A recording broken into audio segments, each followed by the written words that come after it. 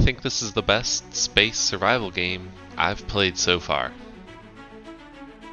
Here, you can see God is angry that I am improving upon their creation, trying to punish me with these flimsy meteors.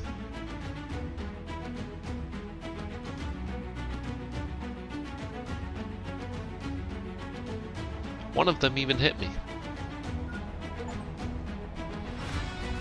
This means war, you know? I shot rocket after rocket back up into the sky. This battle has gone on for days. I don't actually think it's helping. But it is terraforming the world much faster. What's up, guys? Stu here, and for those that don't know, I love survival games. I am in the process of making one while on a journey to play them all. I love this game. It is near perfect, I think. In the gameplay loop, the progression, it really amazes me from both a player and a game developer perspective of just how they've accomplished so much with so little. And I mean that in the best way. The map, it's not that big, but oh boy, is there a lot to explore. Every single location, it's worth returning to at least once. Every area has little nooks and crannies, and it's always worth looking into them. You're gonna find loot that makes it worth it. You have to heat the planet up to even be able to explore the whole thing. You have to start terraforming in order to get more, in order to do more, in order to get more again. It's a great cycle. And they have no NPCs. I mean, there's only a couple dozen notes at most. But I was obsessed. Every time I found a note, I sprinted towards it. Tell me the lore. Like, why is there no one here? Why do they hate us? It was so cool.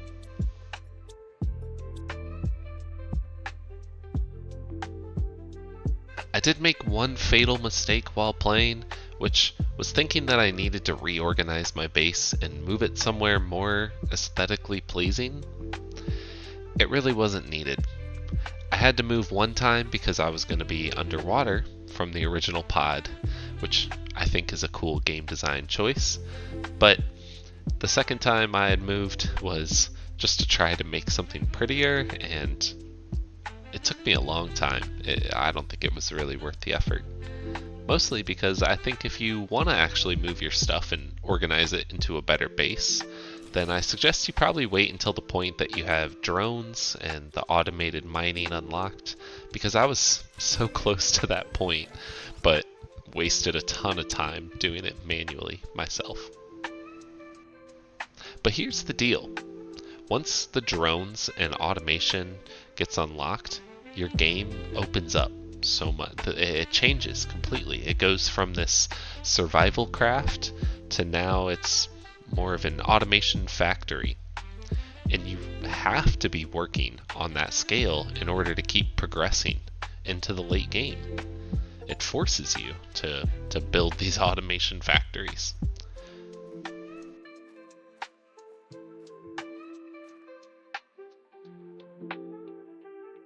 So is it the most survival-y game of all time?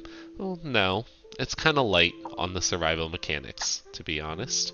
And eventually it does turn into more of this automation kind of game. But the transition's fun. And it's great at what it does the entire way through. My only complaint with the game would be the moons.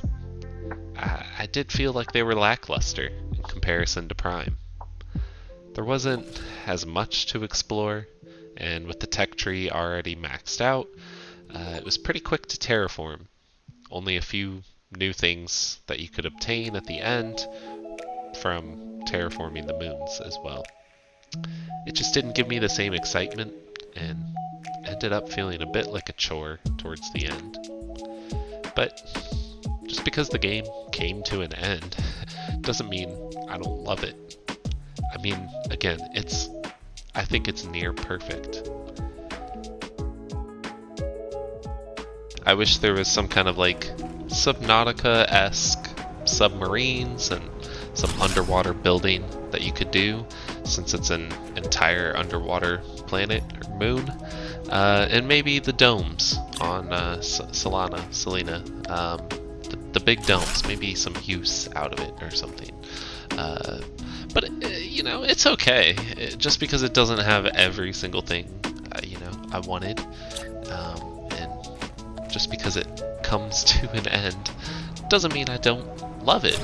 It's still near perfect. Sure, there was a couple tiny bugs, moments like this one time I was able to get outside the map, but even with that, there just wasn't much worth showing in the video as like an exploit or something horrible going on.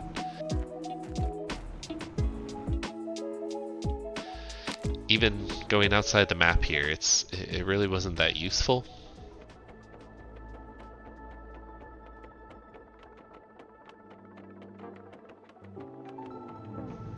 I mean, I can kind of see where I need to go in the ship, and I could break down some debris, but I couldn't reach the loot, so eventually I just fell further, and then I just returned home.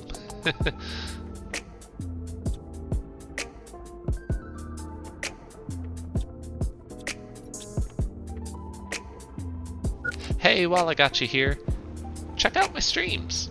They're a good time, you know? I'm streaming on YouTube every Sunday. Stop by if you got the time, but if you don't, watch it later and just let me know what you think. I'm trying out new survival games pretty much every week. I'm keeping it light, just trying to have some fun. Out there looking for my next obsession. To see that this game was made by 2 people, I'm floored. Incredibly impressed. I know that the Planet Crafter doesn't have the most complicated gameplay or the most insane graphics, but the way that they have put it all together, there's a simplistic beauty to it. And again, I really don't mean that as a dig at them or at the game at all.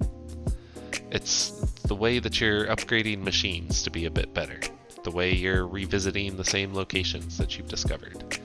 It's making the most out of so little.